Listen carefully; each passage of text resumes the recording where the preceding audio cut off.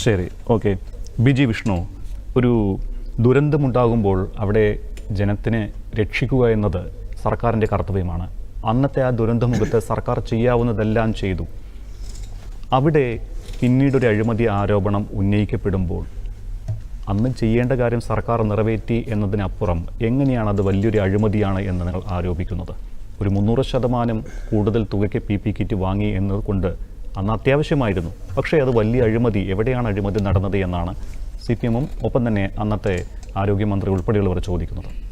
അല്ലേ, കേരളം വലിയ പ്രതിസന്ധിയിലൂടെ കടന്നുപോയപ്പോൾ കേരളത്തിൻ്റെ സർക്കാരിന് രാഷ്ട്രീയത്തിന് അതീതമായി സകല മേഖലകളിലും നമ്മുടെ ജനങ്ങളുടെ ജീവൻ സംരക്ഷിക്കാൻ വീട്ടിലിരിക്കുമ്പോൾ അതിനുള്ള ധാർമ്മികമായ എല്ലാ പിന്തുണയും സഹായങ്ങളുമെല്ലാം രാഷ്ട്രീയ പാർട്ടി എന്ന നിലയിൽ എല്ലാവരും നൽകിയതാണ്. എല്ലാവരും പൊതുപ്രവർത്തകർ എല്ലാവരും പുറത്തേക്ക് ഇറങ്ങിക്കൊണ്ട് അവരവർക്ക് പൊതുജനം ഇറങ്ങാൻ മടിക്കുന്നിടത്തേക്ക് ഇറങ്ങിയവരാണ് എല്ലാ രാഷ്ട്രീയ പാർട്ടിയുടെ പൊതുപ്രവർത്തകരും. അതിലൊന്നും ഞങ്ങൾക്ക് സംശയമൊന്നുമില്ല. പക്ഷേ ഒരേ സമയം ജനങ്ങളുടെ ആവശ്യങ്ങളുമായി ബന്ധപ്പെട്ട് അടിയന്തരമായ മരുന്നുകൾ വാങ്ങാൻ പോകുമ്പോഴെല്ലാം ഓരോന്നിനും ഓരോ മാനദണ്ഡങ്ങൾ കൃത്യമായി നിശ്ചയിച്ചിട്ടുണ്ട്. ഒരു ഭരണകൂടത്തെ സംബന്ധിച്ചിടത്തോളം അടിയന്തരമായി കാര്യങ്ങൾ ചെയ്യാനുള്ള അധികാരം അവർക്കുണ്ട്. പക്ഷേ അടിയന്തരമായി കാര്യങ്ങൾ ചെയ്യുമ്പോൾ ആവശ്യമുള്ള ഒരു വസ്തുവിന് അതിൻ്റെ സാമ്പത്തികവുമായി ബന്ധപ്പെട്ട് 2 കമ്പനികൾ ഒരേ സമയം ഞങ്ങൾ നൽകാം എന്ന് പറയുമ്പോൾ കൂടിയ തുക നൽകുന്ന കമ്പനിക്ക് ഞങ്ങൾ ഒരേ വസ്തു നൽകാമെന്ന് പറയുന്ന ഒരു കൂടിയ സാമ്പത്തികം ഏർപ്പെടുന്ന കമ്പനിക്ക് നൽകുന്നു. അവിടെയാണ് സംശയം ജനിക്കുന്നത്. എങ്കിലും എന്തുകൊണ്ട് ആ കുറഞ്ഞ കമ്പനി, ഇപ്പോൾ VD സതീശൻ തന്നെ പറഞ്ഞല്ലോ, അവിടെ ലെറ്റർ തലേദിവസമേ കൊടുത്തിരുന്നു ഒരു കമ്പനി, മറ്റൊരു കമ്പനി 450 രൂപയ്ക്ക് നൽകാമെന്ന് പറഞ്ഞുകൊണ്ട് അപ്പോൾ തന്നെ കോട്ട് ചെയ്തിരുന്നല്ലോ. എന്തുകൊണ്ട് അവർക്കാർക്കും നൽകിയില്ല? അതെ, സൺ ഫാർമയ്ക്ക് എന്തുകൊണ്ട് മഹാരാഷ്ട്ര കമ്പനിക്ക് നൽകി എന്നുള്ളതാണ് ചോദ്യം. ചോദ്യം വളരെ സിമ്പിളാണ്. അതിൽ വേറെ ബുദ്ധിമുട്ടുണ്ടാകുന്ന ഒരു വശവുമില്ല. എന്തുകൊണ്ട് അവർക്ക് നൽകാതെ മറ്റൊരു കമ്പനിക്ക് നൽകി? അവരും 15,000 കിറ്റുകൾ ഉടൻ തന്നെ ഈ നിലവാരത്തിലുള്ളത് തരാമെന്ന് പറഞ്ഞു. അവർക്ക് ആ നിലവാരമില്ലായിരുന്നുവെങ്കിൽ അത് സർക്കാർ പറയണം. എന്തുകൊണ്ട് അവർക്ക് നിലവാരമില്ല?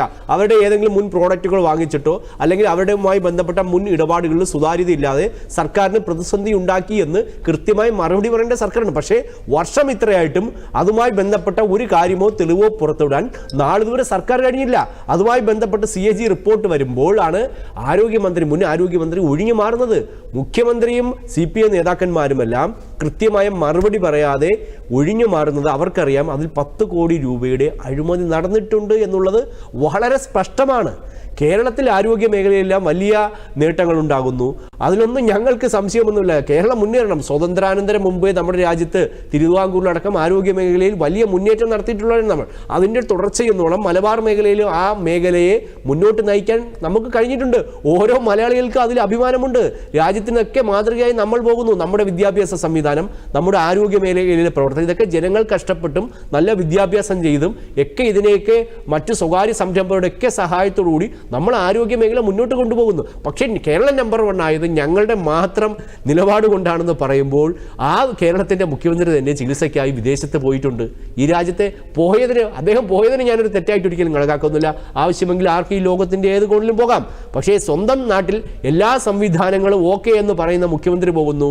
കേരളത്തിലെ കഴിഞ്ഞ ധനകാര്യമന്ത്രി അടക്കം തൻ്റെ ചികിത്സയ്ക്കെല്ലാം സ്വകാര്യ ആശുപത്രിയിലേക്കാണ് പോകുന്നത്. പിന്നെ എന്തിന് നമ്പർ 1 എന്ന് പറയണം? അവർക്ക് പറയാമല്ലോ ഞങ്ങളുടെ സർക്കാർ സംവിധാനങ്ങളിൽ ഇത്തരത്തിലുള്ള സംവിധാനങ്ങളൊന്നും തന്നെ ഇല്ല, അത് മെച്ചപ്പെടുത്താൻ വേണ്ടിയുള്ള പ്രവർത്തനം നടത്തണം എന്ന് പറയാം. പക്ഷേ ഞങ്ങളെല്ലാം സ്വകാര്യ മേഖലയിലേക്ക് പോകുന്നു. ഇപ്പോൾ കഴിഞ്ഞ ദിവസം നമുക്കറിയാം, കോഴിക്കോട് മരുന്നില്ലത്രേ സർക്കാർ ആശുപത്രിയിൽ. തിരുവനന്തപുരത്ത് മാത്രമാണ് അത്യാവശ്യം മരുന്നുള്ളത്. ഇത് വെറുതെ ആരോപണമല്ലല്ലോ. ആശുപത്രിയിൽ എവിടെയാണ് മരുന്നുള്ളത്? നെടുമങ്ങാട് താലൂക്ക് ആശുപത്രിയിൽ മരുന്നിനൊപ്പം സൂചി കിട്ടി നിലവാരമില്ലാത്ത മരുന്നുകൾ വാങ്ങുന്നു. പലയിടത്തും കോട്ടയത്തടക്കം മരുന്നുകൾ തീർന്നുകൊണ്ടിരിക്കുന്നു. ഇങ്ങനെ കേരളത്തിൽ ഒരിക്കലുമില്ലാത്ത പ്രതിസന്ധി ഉണ്ടാകുമ്പോഴാണ് ഇത്തരത്തിലുള്ള അഴിമതിയും കൂടി പുറത്തേക്ക് വരുന്നത്. കോഴിക്കോട് മെഡിക്കൽ കോളേജിലെ വിഷയം നിഷേധിക്കാൻ ആരോഗ്യമന്ത്രിക്ക് പോലും കഴിഞ്ഞിട്ടില്ല. മന്ത്രി അതിന് പറഞ്ഞ മറുപടി എന്താണ്? രോഗികളുടെ എണ്ണം ക്രമാതീതമായി വർദ്ധിക്കുന്നു. രോഗികളുടെ എണ്ണം വർദ്ധിച്ചാൽ എന്താണ് ചെയ്യേണ്ടത് സർക്കാർ? അതിന് ആവശ്യമായ നടപടികൾ സ്വീകരിക്കുകയല്ലേ വേണ്ടത്? ഇത്രയും വലിയ സംവിധാനം ഉണ്ടല്ലോ. അപ്പോൾ അതിൽ യാതൊരു കാര്യങ്ങളും ചെയ്യാതെ എല്ലാം പൊതുജനത്തിൻ്റെ തലയിലേക്ക് വച്ചുകൊണ്ട് സ്വയം രക്ഷപ്പെടാനാണ് മുൻ ആരോഗ്യമന്ത്രിയും ഇപ്പോഴത്തെ ആരോഗ്യമന്ത്രിയൊക്കെ ശ്രമിച്ചുകൊണ്ടിരിക്കുന്നത്. എന്നിട്ടും അവർ പറയുന്നു ഞങ്ങൾ നമ്പർ 1 ആണ്. കേരളം നമ്പർ 1 ആയിക്കോട്ടെ, അതിൽ ഞങ്ങൾക്ക് അഭിമാനമുണ്ട്.